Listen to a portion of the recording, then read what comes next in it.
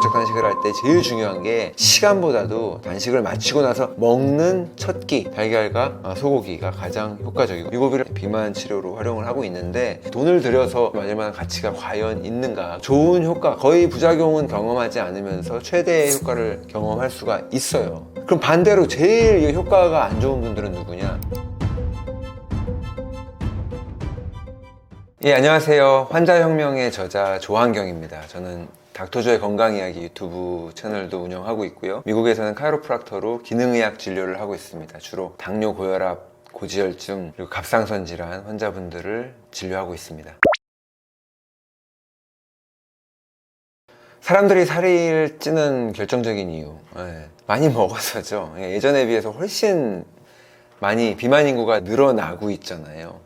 예전에는 비만은 의학적으로는 유전이라고 했었는데 유전으로는 설명이 안 될 만큼 그 숫자가 비율이 늘어나고 있는 거예요. 근데 그만큼 먹을 게 많아진 거죠. 근데 예전에 비해서 굶는 것보다 낫지 않겠나 싶긴 한데 건강 문제가 좀 심각할 정도로 성인이 되어서 병원에 가는 이유가 뭐예요? 뭐 차 사고 나서 다쳐서 응급실 가는 거 말고는, 아니면 감기 걸려서 가는 거 말고는 가장 많이 병원을 들락날락 하는 이유는 당뇨, 고혈압, 고지혈증 이런 것들이잖아요. 만성질환, 대사질환이라고 하는데, 그리고 거기다 암까지 전부 다 살쪄서 살찌는 것과 연관이 있는, 너무 많이 먹어서 생기는 인슐린 저항성의 원인이거든요. 그래서 결국은 너무 많이 먹는 게 가장 큰 원인이다.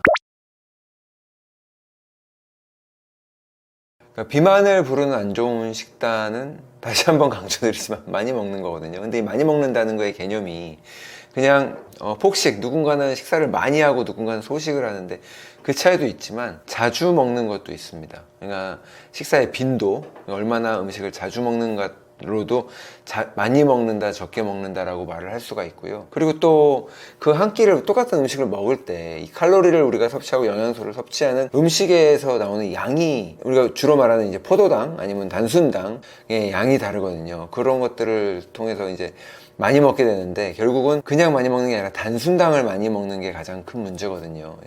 우리가 요즘 현대인들은 되게 쉽게 많이 접할 수 있게 됐죠. 단순당을 예전에 비해서 100년 전만 해도 설탕은 너무 비싼 거였는데 지금은 가공식품에서는 설탕을 사용할 필요도 없이 액상과당이라든가 아니면 인공 감미료들이 있기 때문에 우리가 단맛을 구하는 걸 그렇게 어렵게 생각하지 않고, 근데 이 단맛이라고 하는 거는 사람들을 또 이제 중독시키는 효과가 있기 때문에 우리가 한번 단맛에 길들여진 입맛을 더 쉽게 고치는 게 어려운데, 이거 단 거 위주의 식단을 자주 하는 게 가장 큰 원인이 될 수 있겠죠. 가장 쉽게 살을 뺄 수 있는 방법은, 살을 찐 이유가 많이 먹는 거라고 했으니 가장 쉽게 살 빼면 그만 먹으면 되겠죠. 이제 안 먹으면 되는 건데, 그 안 먹는 것도 이제 기술적으로 안 먹을 수가 있겠죠. 전체적으로 먹는 양을 줄일 수도 있겠고, 근데 그 중에서도 이제 가장 문제를 일으키고 있는 게 단순당이기 때문에 모든 음식을 일률적으로 줄일 필요는 없다고 봐요. 근데 음식을 먹는 비율 중에 현대인들은 70%, 60% 가까이를 탄수화물로 먹고 있거든요. 그 중에서도 단순당이 차지하는 비율이 상당히 높고, 탄수화물을 너무 많이 먹고 있기 때문에 그 비율을 바꾸는 것만으로도 차이를 나타낼 수가 있고요. 그리고 또 이 음식을 이제 적게 먹는다고 얘기했을 때는 아까 말씀드린 것처럼 빈도도 중요하다고 그랬잖아요. 그러니까 하루에 우리가 음식을 5번 먹으면은 인슐린 호르몬이 5번 분비되고요. 음식을 한 번 먹으면은 인슐린 호르몬은 한 번만 분비가 됩니다. 근데 그 인슐린 호르몬이 자주 분비가 되면 살이 찌는 거예요. 그렇기 때문에 음식의 식사 빈도를 줄여요. 요즘 그래서 간헐적 단식을 많이 하죠. 저도 환자분들한테 간헐적 단식을 권합니다. 안전하고 누구나 할 수 있고 돈이 들지 않잖아요.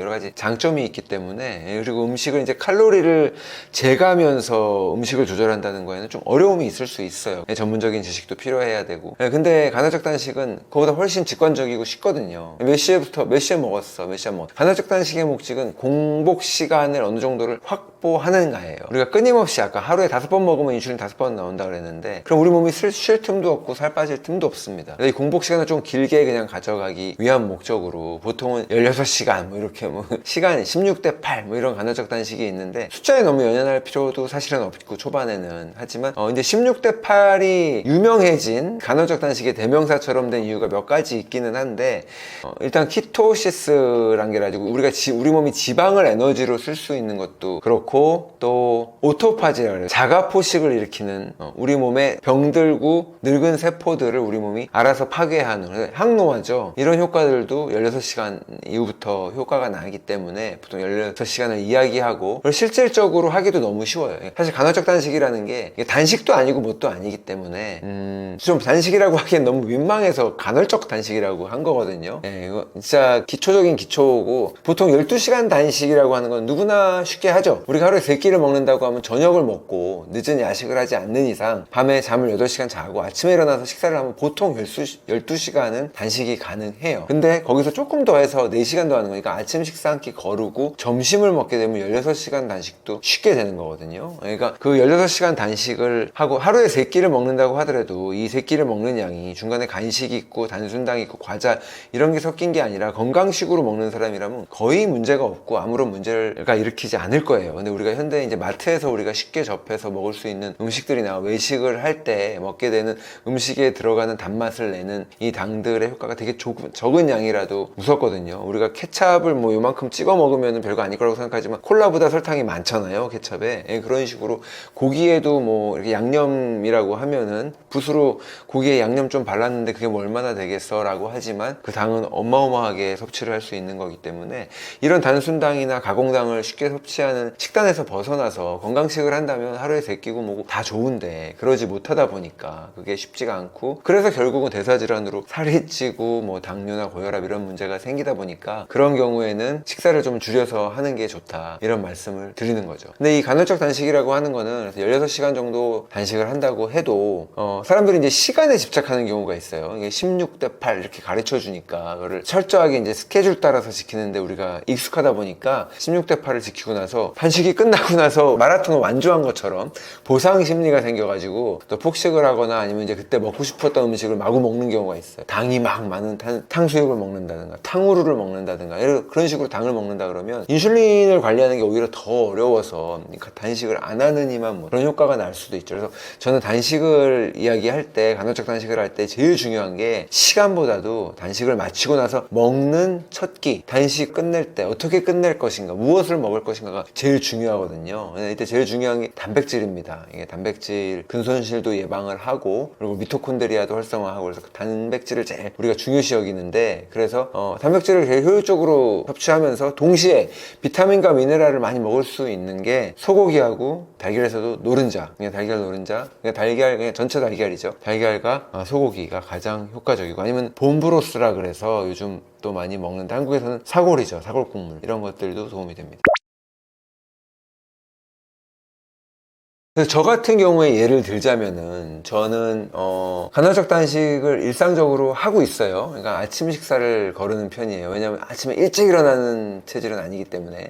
만약에 밤에 일찍 주무시고 아침에 새벽에 일찍 일어나시는 분들은 저녁 식사를 거르는 게 더 편하다, 근데 그런 분들도 계신데 자기 라이프 스타일에 맞춰서 얼마든지 조절을 하실 수가 있는 부분이고, 저는 아침 식사를 이제 주로 거르고 8시 9시에 좀 늦게 일어나거든요. 그러면은 이제 점심까지 뭐 금방 좀만 일하다 보면 점심이 되니까 점심 식사를 하는 걸로 해서 16시간 단식을 하죠. 근데 이 단식이라고 하는 게 라이프 스타일로 그냥 가져가기에도 저한테 편안해서, 처음 근데 이제 간헐적 단식을 하려고 하면은 알았어, 16시간 해보고 24시간이 훨씬 더 또 다른 효과가 좋으니까 24시간을 해보고 싶은데 빈혈이 오거나 어지럽거나 뭐 이럴 수 있잖아요. 특히 혈당 조절이 안 되기 때문에. 그런데 그런 분들이 억지로 그 시간에 맞춰가지고 시간에만 얽매여서 시간을 지키려고 하실 필요가 필요가 없다는 거예요. 왜냐면 우리가 처음부터 갑자기 마라톤 뛸 수 없잖아요. 우리 몸이 그런 체질이 안 되다 보니까 천천히 내가 너무 음식을 자주 먹는 건 아닌가? 이거를 점검을 하고 그거를 자각한 정도에서 천천히 시작해서 12시간도 해보고 14시간도 해보고 천천히 늘려간다면 그 다음에 우리 몸이 충분히 혈당이 뚝 떨어지는 걸 예방하기 때문에 누구나 다 16시간 도달하는 건 쉽게 어렵지 않게 할 수 있고요. 저도 16시간 단식을 하고 봄브로스나 이런 것들을 즐겨 먹는 편이고요. 우리가 뭐 맛있는 음식을 그렇다고 막 제가 건강식만 먹고 아이스크림도 안 먹고 이런 스타일은 아니거든요. 물론 아이스크림을 많이 먹진 않겠죠. 많이 먹지 않겠지만 그런 보상을 먹고, 예를 들어서 저는 이제 미국에 살고 있는데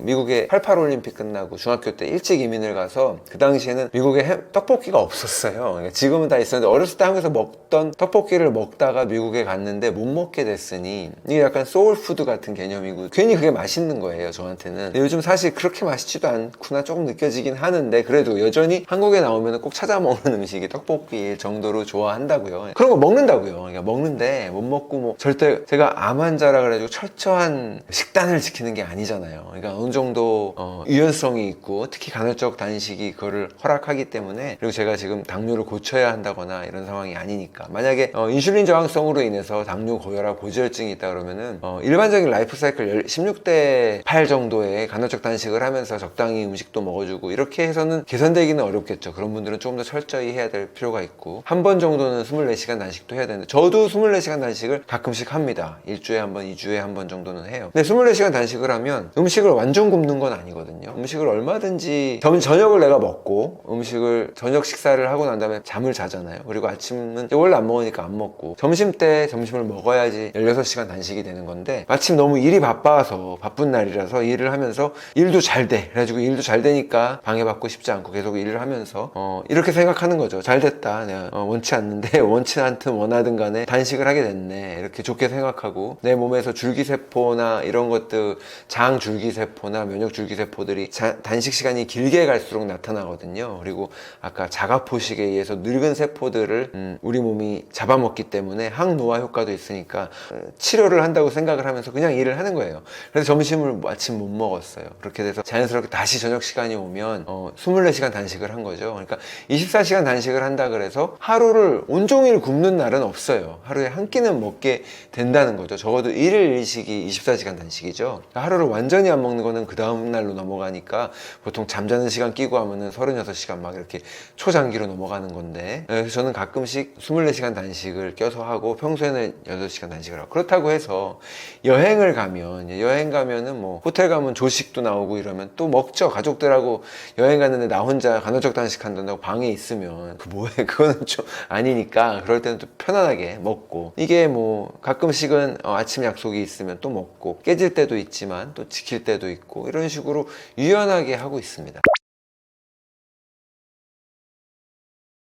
위고비나 삭센다 같은 경우는 각광을 받고 있죠. 원래 비만 치료제라고 하면 안 되고 당뇨 치료제로 개발이 됐는데, 이 사람들은 당뇨보다 미용이 더 중요하니까 비만 치료로 활용을 하고 있는데 그걸로 떴고, 근데 가장 큰 문제점이라고 할 수 있는 거는 위장의 속도를 느리게 만드는 거죠. 운동도를. 그래가지고 결국 소화가 안 되는 거거든요. 예를 들어서 위암 환자가 위를 완전히 절제하고 났더니 이 사람이 당뇨도 있었는데 비만이었는데 체중이 뭐 거의 100파운드가 빠지고 당뇨병이 사라지는 이런 경우도 있었거든요. 결국은 그래서 위 밴드를 통해서 똑같이 수술적인 요법으로 위를, 아니면 위를 부분 삭제, 옛날 그런 수술들이 있었잖아요. 예. 한국의 유명한 연예인도 그 수술을 받다가 부작용으로 돌아가시고 이럴 정도로 그런 수술이 있었는데, 지금 위고비도 이제 약물을 통해서 비슷한 효과를 나타내는 거거든요. 그러니까 똑같이 위의 활동을 억제하고 이제 거기에 또 식욕을 억제하는, 뇌에도 작용해서 식욕을 억제하는 작용을 좀 해주는 것 뿐인데, 제가 드리고 싶은 말씀은 굳이 그냥 안 먹으면 되지.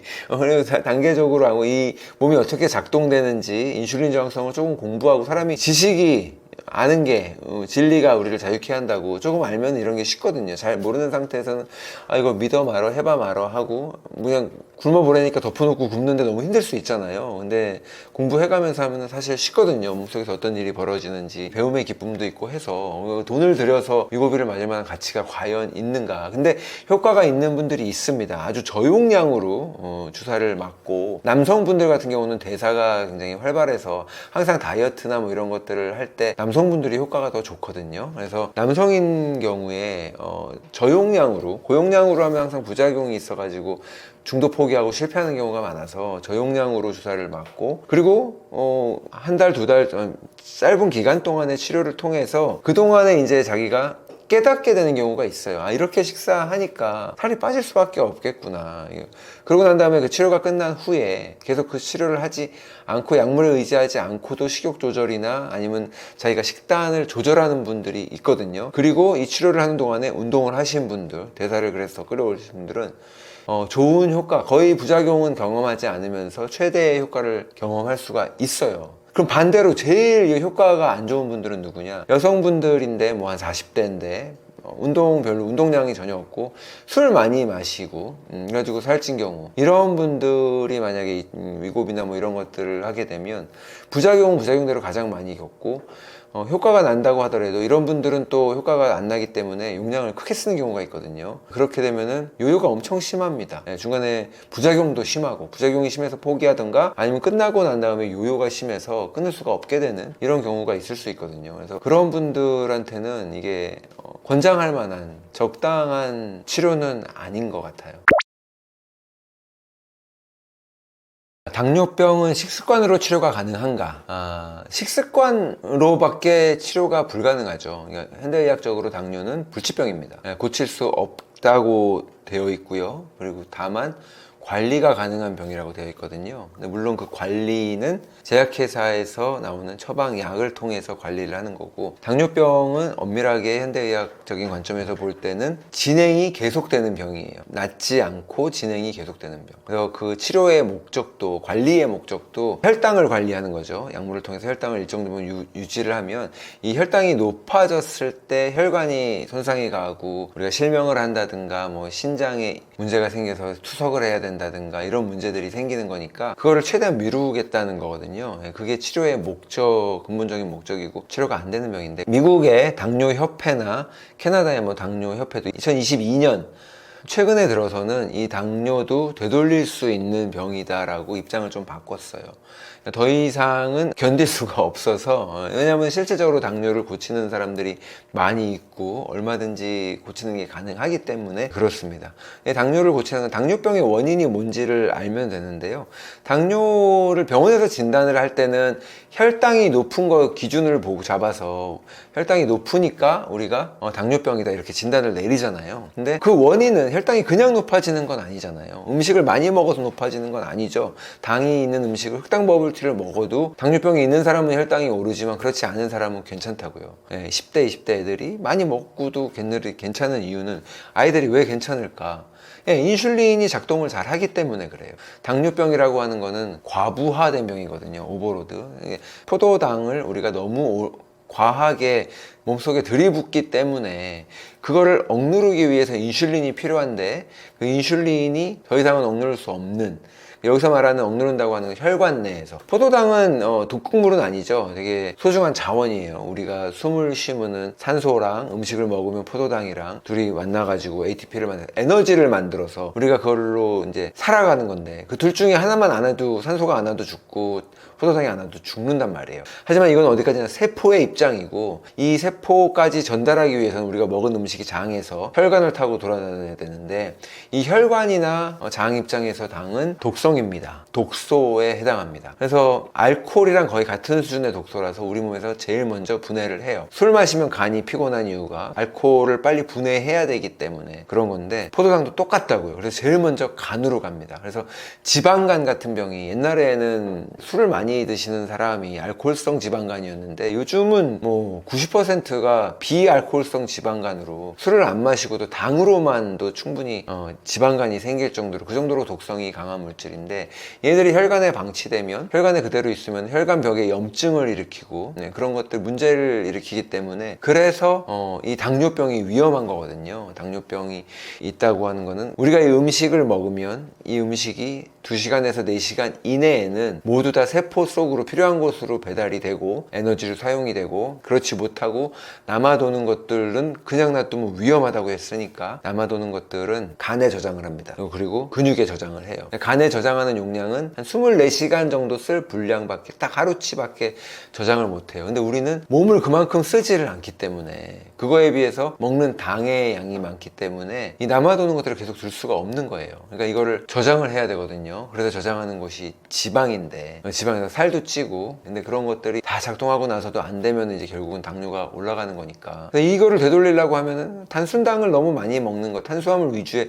식사를 하는 거를 줄이고 되돌리는 수밖에 없는 거거든요. 그래서 당뇨는 식습관으로도 치료가 가능한 게 아니라 아마도 식습관 말고는 치료하는 방법이 없다. 처음부터 음식이 원인이 되었기 때문에. 근데 한 가지 제가 지적드리고 싶은 거는, 음식이나 이런 것들을 되게 철저히 하고 뭐 책도 읽고 유튜브도 많이 봐가지고 이제 알겠어. 간헐적 단식도 해보고 저탄고지도 해보고 이런 현미채식도 해보면서 좀 당을 줄이고 자연식 위주로 먹고 이렇게 하면서 당을 치료를 하려고 했는데 별로 줄어들지가 않는 거야. 콜레스테롤 수치 그대로고 혈당 그대로고. 우리가 인슐린 혈중 상태가 높으면은 어차피 콜레스테롤은 항상 높게 되어 있습니다. 근데 그 두 가지 이런 것들이 계속 개선이 안 되는 경우가 있잖아요. 그런 경우는 또 한 가지 더 주의하셔야 하는 게, 식단만큼 중요한 게 스트레스거든요. 스트레스는 굉장히 간과되는 부분이 있는데, 스트레스라고 하는 건 우리 몸이 육체적인 부담을 받는 거잖아요. 근데 요즘은 정신적인 부담이 더 많다고 얘기를 하죠, 보통은. 그리고 스트레스 하면 정신적인 부담을 생각을 하는데, 결국은 우리 몸이 반응하기 때문에 부신에서 콜티졸이라고 하는 스트레스 호르몬이 나옵니다. 근데 이 스트레스 호르몬이 하는 역할은 혈당을 올려요. 그래서 아침에 우리가 밤새도록 잠을 자면서 음식을 아무것도 먹지 않았지만 새벽이 되면 이 콜티졸 호르몬이 바이오리듬에 의해서 콜티졸 호르몬이 나오면서 혈당을 끌어올리거든요. 그래서 우리가 잠에서 깰 수가 있는 거예요. 그래서 이 콜티졸 호르몬이 아침에 나오지 않으면 혈당이 오르지 않고 우리는 잠에서 깨어나지 못하고 죽어요. 그러니까 음식을 먹지 않고도 잠에서 깨는 이유가 이 콜티졸 호르몬 때문인데, 지금 당을 끌어올린다고 했으니까 스트레스를 받는 상황에서, 예를 들어서 호랑이가 쫓아오면 이게 스트레스 받는 상황이잖아요. 도망가야 되니까. 그래서 혈당을 끌어올리는 거예요, 운동력을 높이기 위해서. 근데 앉아서 사무실에서 일하면서 아니면은 인간관계 때문에, 돈 문제 때문에 스트레스를 현대인들이 계속 받고 있다면, 근데 호랑이가 쫓아오는 강력한 스트레스는 아니지만 이 사라지지 않는 잔잔한 스트레스를 반복적으로 받고 있다 보면, 이 스트레스 호르몬인 콜티졸 호르몬이 계속 작동을 하면서 당을 계속 끌어올리다 보니까 음식을 잘 먹고, 아니면 심지어 먹지 않고 단식을 했는데도 불구하고 당이 오르는, 결국은 당뇨병으로 가는, 인슐린 저항성이 생기는 그런 경우가 있을 수 있거든요. 그래서 식단만큼이나 점검해야 할 것이 나의 스트레스, 콜티졸 수치, 이런 겁니다. 그래서 스트레스 부분도 잘 해결을 하셔야만 돼요. 자, 당뇨 환자들이 피해야 할 운동이 있을까요? 네, 당뇨 환자들이 가장 많이 하는 운동이 식사 후에 걷는 거거든요. 점심 식사 먹고 걸어라. 실제로 그렇게 조언을 했고, 병원에서. 근데 원래 우리 몸에서 음식을 소화를 시키는 거는 부교감 신경이 하는 일이거든요. 부교감 신경은 휴식하고 안정할 때 활성화돼요. 그리고 우리가 운동을 할 때는, 이게 스트레스 상황이라 그랬잖아요. 그래서 걷는 거조차도 교감 신경이 활성화됩니다. 그래서 밥 먹고 나서 5분 후에 걷기 시작. 사실은 사자처럼, 그냥 사자들이 밥 먹고 나서 누워서 자잖아요. 배를 이렇게 까고. 그럼 누워서 눕지는 못한다 하더라도 휴식을 취하고 안정을 취하는 게 소화에 가장 좋고요. 그리고 밥 먹고 나서 운동을 한다는, 뭔지는 알겠어요. 먹었으니까 칼로리 태우라는 거잖아요. 포도당을 태우라는 건데, 밥 먹고 바로 운동을 하면 없던 역류성 식도염도 생길 수 있는 위험한 상황이 될 수 있기 때문에 권장하지 않고요. 특히 이미 역류성 식도염이 있는 분들이라면은 좋은 방법은 아니고요. 하지만 걷는 게 나쁘다는 뜻은 절대 아니고, 걸어야죠. 걷는 거 좋고 운동 너무 좋은데, 그게 식후일 필요가 없다는 거예요. 식후가 아닌 게 더 낫다는 거죠. 그리고 당뇨 환자분들 같은 경우에는 당연히, 지금 우리가 식단이랑 운동을 얘기했지만, 그리고 운동보다도 식단이 더 중요하다고 얘기하고, 그리고 깜빡 놓칠 수 있는 게 스트레스를 전혀 관리 안 하고 방치하는 게 있으니까 그 부분도 다른 걸로 개선이 안 되고 살이 안 빠지고 당뇨가 개선이 안 된다고 하면은 스트레스도 꼭 들여다보시라고 말씀을 드렸지만 기본적으로 운동도 중요합니다. 세 가지 딱 꼽으면 그렇게 세 가지예요. 근데 이 운동이라고 하는 것 중에 운동을 하면은 이제 갑자기 병원에서 선생님이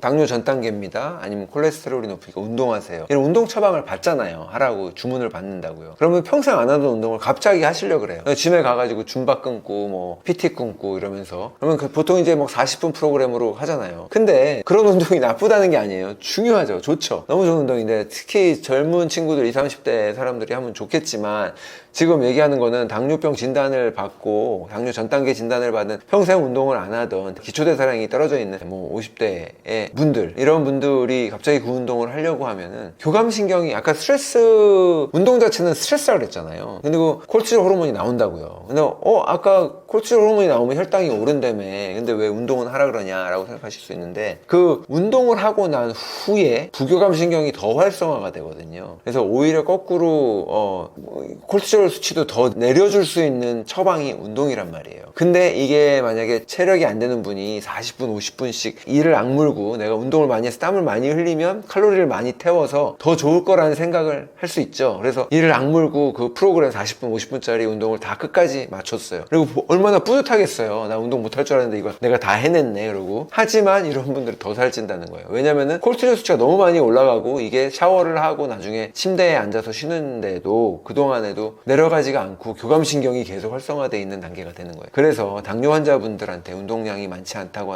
하면 보통은 고강도 인터벌 트레이닝을 권합니다. 고강도 인터벌 트레이닝 짧죠. 그리고 처음 하는 분들이라면 정말 짧게 5분 이내로. 고강도라고 하는 거는 말 그대로 고강도예요. 우리가 조깅하면서 트레드밀에서 이렇게 뛰면서 러닝머신 뛰면서 옆에 친구랑 아니면 이렇게 동네를 산책하면서 제잘제잘 얘기하면서 이렇게 얘기할 수 있으면 고강도. 이거는요 그냥 걷는 거지 유산소 운동도 아니거든요. 원래 유산소 운동도 대화가 불가능할 정도가 유산소 운동이에요. 물론 안 걷는 것보다 낫습니다. 낫지만 유산소 운동의 정의에도 부합되지 않는 정도의 운동을 하고 운동했다라고 생각하시면 안 되고 숨을 헐떡거려서 대화가 불가능한 상태 그리고 어떻게 보면 10초에서 15초 이상을 진행할 수 없는 달리기로 치면 100m 전력 질주고요.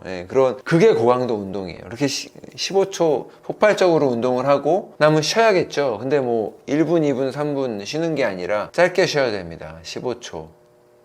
10초, 15초. 그리고 다시 두 번째 세트를 하는 거예요. 또 고강도로 하고 이게 뭐 운동의 종류는 상관이 없어요. 사이클이 됐든 웨이트, 리프팅이 됐든 달리기가 됐든 이렇게 운동을 하게 되면 아마 운동을 안 하던 분은 너무 힘들어서 정말 몇 사이클밖에 못해서 세네 사이클 하면은 3분 만에 끝나는 거고요. 그리고 뭐 5분도 힘들고 근데 보통 한 10분 정도 하라고 하는데 그 안에서 끝나게 돼요. 그렇게 되면은 시간을 굉장히 절약할 수가 있죠. 시간도 절약되니까 4분 운동을 못 한다는 건 진짜 시간이 없어서 못한다는 핑계는 못 대잖아요. 그냥 생각이 없고 정말 움직이기가 싫은 거지. 그리고 운동이 정말 중요한 역할을 한다고 믿지 않는 거죠. 얼마나 나에게 큰 변화를 준다고 못 믿으니까 안 하는 것 뿐인 거지 시간이 없어서 못할 그건 아니거든요. 그래서 운동은 고강도 인터벌 그리고 그렇게 짧게 하는 운동이 훨씬 더 유리하다. 그리고 오히려 과운동으로 해가지고 인해서 콜티졸이 오래 있으면서 혈당이 계속 오르게 유지되는 오히려 더 살이 찌는 중년 이후에 오히려 운동하면서 살이 안 빠지는 이유가 그걸 수 있거든요. 그러니까 그런 것들을 예방할 수 있는 좋은 운동이니까 인터넷에 보면 유튜브에 보면 타바타 운동이라고 있어요. 일본 박사님 이름인데 타바타 운동을 찍으면 프로그램들이 나와요. 보고 따라 하시면 돼요. 전신 운동 위주로 해가지고 운동을 하고 잠깐 10초 쉬고 또 하고 10초 쉬고 이렇게 해주는 운동인데 여러 가지 다양한 프로그램들이 있으니까 보고 음악 들으면서 따라 하시면 되는데 그것도 처음에 뭐 이제 15분씩 뭐 10분씩 이렇게 유튜브 프로그램들이 있을 거 아니에요. 그걸 다 따라 하실 필요도 없다는 거예요. 처음 운동하시는 분이면 적당히 내가 할 수 있을 만큼 그래가지고 땀 좀 흘리고 됐다. 차라리 그렇게 하고 쉬었다가 하루에 그걸 2번 하는 게 낫지 그냥 한 번에 길게 막 3, 40분씩 운동을 하고 진을 빼는 것보다는 그렇게 전략적으로 운동하시는 게 더 유리할 거예요.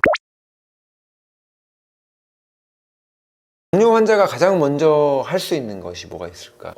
많이 먹어서 걸리는 병이라고 했잖아요. 그만 먹는 게 가장 먼저 할 수 있는 거고, 가장 먼저 할 수 있는 이유는 가장 쉽고 가장 돈이 안 들기 때문이죠. 당뇨 환자분들은 알파리포산이나 크로미움 같은 걸 먹으면 혈당이 떨어져요. 그래서 그런 영양제 같은 것들은 당뇨약 드시는 분들은 조심하라고 말씀하거든요. 혈당 강화제 약물과 똑같은 효과를 내서 너무 혈당이 떨어져서 저혈당의 위험이 있으니까 그런 걸 먹지 말라고 하는데, 이제 그런 거를 찾아서 드실 게 아니라 도움이 될 수도 있겠지만, 그것보다는 간헐적 단식이라든가 아니면 내가 지금 너무 음식을 자주 먹고 있는 건 아닌가, 이거를 점검을 해보는 거죠. 그래서 딱 간헐적 단식은 16대 8이래 이거를 시간 맞춰서 하는 게 아니라 점검을 먼저 한 다음에 내가 공복 시간을 너무 허락하지 않았구나, 12시간 정도 가지고는 치료는 안 하고 인슐린 저항성이 회복되지는 않으니까 그보다 길게 갈 수 있게끔 하는 게 좋고요. 당뇨를 가장 빠르게 고칠 수 있는 방법은 카니보어입니다. 저탄고지보다 더 심한 거잖아요. 이건 카니보어는 육류예요. 육류만 먹는 건데 한국에선 구하기 어렵지만 사슴고기, 버팔로 고기 이런 건데, 우리나라는 그냥 뭐 소고기, 돼지고기, 달걀, 닭고기 정도 되겠죠. 그런 거 위주로 육류의 식단을 철저하게 하면 이게 염증을 굉장히 낮추기 때문에 장에 이제 문제가 있는 SIBO 같은 것들이 있어요. SIBO. 세균에 있는 소장이 이제 과증식되는 장 질환인데, 이런 분들한테도 권하는 식단이거든요. 그래서 이 카니보어 식단이랑 간헐적 단식과 같은 이런 식단들의 변화를 한번 시도해 보시는 게 좋아요. 안전하고. 근데 병원에서 간헐적 단식 절대 안 되고, 선생님이 자주 먹으라 그랬는데, 음식을 조금씩 자주 먹으라 그랬는데, 간헐적 단식은 음식을 안 먹다가 또 괜히 폭식을 하게 되고 이렇게 되는 문제가 있지 않냐 생각하실 수가 있는데, 이 병원에서는 당뇨를 치료할 수 있는 병으로 보지 않는다 그랬잖아요. 그냥 관리를 하는 병원인데, 이 약물로 관리를 해야 되는데 약물로 자꾸 혈당을 낮추다 보니까 간헐적 단식까지 하면은 얘도 똑같이 혈당을 낮추거든요. 그러니까 저혈당 쇼크가 올 수가 있어서 그 위험한 순간을 예방하기 위해서, 하지만 치료는 포기하고 약물로 관리하기 위해서 이거를 돕기 위한 식단이지 치료에는 관심이 있는 식단이 아니기 때문에, 그래서 그런 조언이 나오는 거고요. 그래서 만약에 약물을 이미 먹고 있고 당뇨 환자라고 한다면 물론 혈당계나 이런 것들로 검사를 해가면서, 가정용 혈당계가 요즘은 있잖아요. 그런 걸로 검사를 하면서 그 간헐적 단식을 하면 안전하게 할 수 있죠. 그리고 처음부터 막 24시간 뭐 16시간 과격하게 할 게 아니라 천천히 공복 시간을 좀 이렇게 확보해 나가는, 내가 공복 시간을 길게 주고 중간에 간식을 먹던 분이라면 간식을 먹지 않는 습관, 이렇게 하나 두 개씩 해가면서 단계적으로 한다면 뭐 누구나 안전하고 손쉽게 간헐적 단식을 실천할 수 있기 때문에, 이게 당뇨를 되돌리고 인슐린 저항성을 되돌리는데 가장 좋은 효과가 있을 거예요. 당뇨의 전조 증상이 이게 곤란한 게, 당뇨는 전조 증상이 없어요.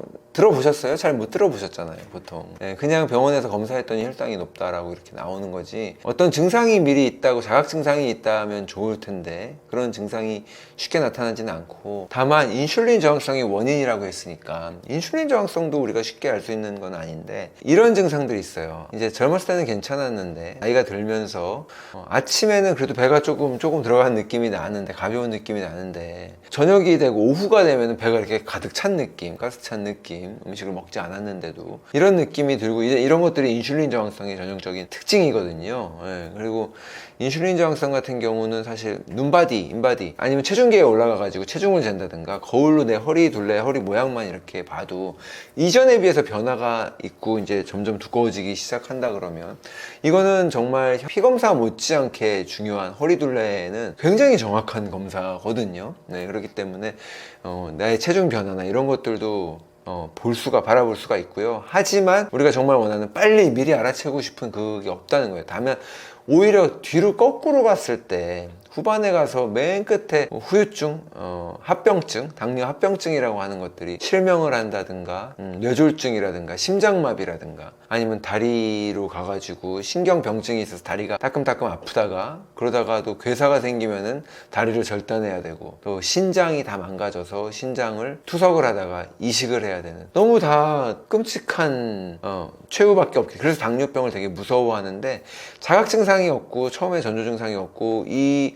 합병증은 또 뒤에 한참 후에 나타나다 보니까 당뇨병을 좀 그렇게 무서워하지 않는 경향이 있어요. 제가 볼 때는 암 못지않게 굉장히 무섭고, 당뇨 환자 입장에서는 그 삶이 굉장히 피폐해지고, 뇌졸중 같은 경우는 뭐 이거 식물인간도 아니고 식물인간과 거의 비슷하죠. 그래서 의식이 다 있는 상태에서 내가 움직이고 싶어도 몸을 움직일 수 없는 상태니까 그거보다 무서운 감옥이 어디 있겠어요. 그래서 굉장히 말로가 되게 비참하고 힘든 병인데, 그거에 대한 증상이, 자각 증상이 초반에 없다는 게 문제입니다.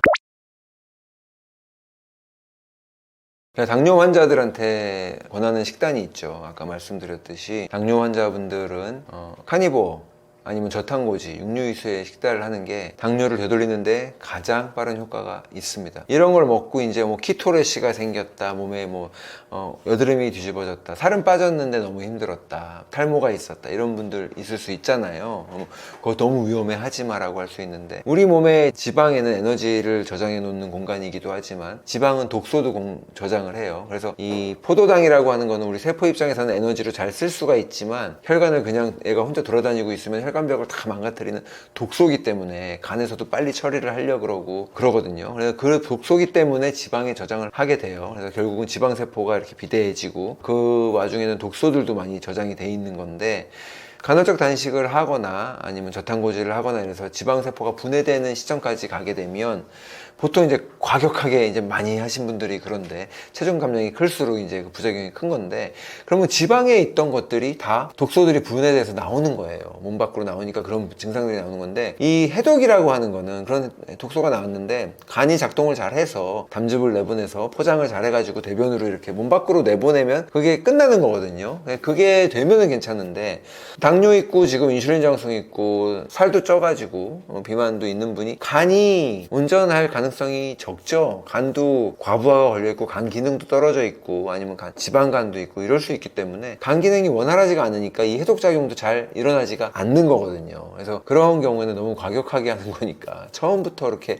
많이 한 번에 막 5kg, 10kg씩 덜어낼 일이 아니잖아요. 그러니까 단계적으로 천천히 하고 간도 쉬면서 회복할 시간을 줘가면서 하면은 별 문제 없이, 무리 없이 할 수가 있을 텐데, 그래서 일단은 저는 식단으로는 철저하게 탄수화물을 줄이는 식단을 권하고요. 당연히 단순당 때문에 이렇게 된 거니까 간헐적 단식을 할 때 그 시간보다 끝나고 먹는 첫 끼가 더 중요하다 그랬잖아요. 예를 들어서 처음으로 먹는데 탕후루 먹으면 안 된다 그랬는데 흑당 버블티 먹으면 안 된다는 거는 상식적으로 알고 계실 텐데, 과일 주스 갈아 드시는 분들 계세요. 그러니까 왠지 아침에 일어나서 첫 끼로 괜찮을 것 같은 느낌이 드는데 10대 애들은 괜찮아요. 젊을 때 20대 젊은 친구들은 문제가 없습니다. 근데 40대 50대에서 인슐린 저항성과 당뇨가 있는 사람들은 안 된다고요. 그러니까 당을 너무나 단순당이 갑자기 들어가는 꼴이 되는 거고, 이거 당뇨를 고치려고 하는 입장이라고 한다면, 인슐린 저항성을 되돌리려고 시도를 하고 있는 마당이라면 이게 찬물을 끼얹는 격이 되기 때문에 과일도 그냥 씹어 드시고 천천히 씹어 드셔야지, 갈아서 주스로 마신다는 건, 이거는 콜라 마시는 거랑 사실 큰 다를 바가 없어요.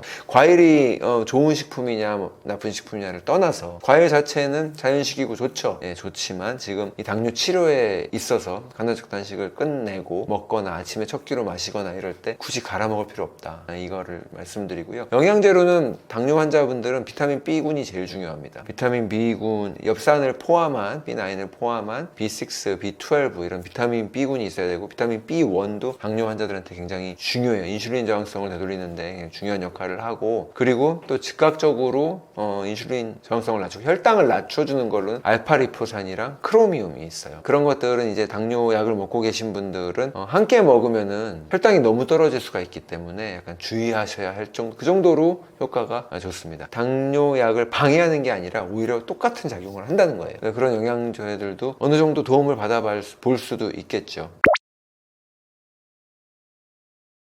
그 종합 비타민을 먹기도 하고요. 비타민 B를 그냥 먹기도 하는데, 이 비타민 같은 경우도 요즘은 이제 좀 많이 알려져서 그런데 활성형 성분들이 있고 전혀 그렇지 않은 성분들이 있거든요. 예를 들어 비타민 B12 같은 경우만 하더라도 사이아노코발라민, 흡수가 잘 안 되는데 그거를 성분으로 쓰기도 하고, 또 메칠코발라민, 기능의학 병원에서는 좀 더 나은 형태를 처방을 하기도 하는데, 한국 제품들은 식약처 규정상 정확하게 어떤 성분을 썼는지는 안 적어놔도 되더라고요. 그냥 비타민 12 이렇게 적어놓으면 끝이에요. 그래서 이게 어떤 성분을 사용했는지 알 수가 없는데, 이런 상기세가 되면 이제 소비자들이 물론 그거를 알아보고 찾아보지도 않으니까 굳이 안 적기도 하겠지만 사실 미국에서는 다 적혀 있거든요. 만약에 이게 개선이 돼서 이런 것들이 표기가 정확하게 된다면 활성형 비타민들이 따로 있어요. 우리 몸에서 이제 흡수나 활용을 하기 더 유용한 비타민이고, 또 일부 환자들 중에는 MTHFR 유전자의 변이가 있어서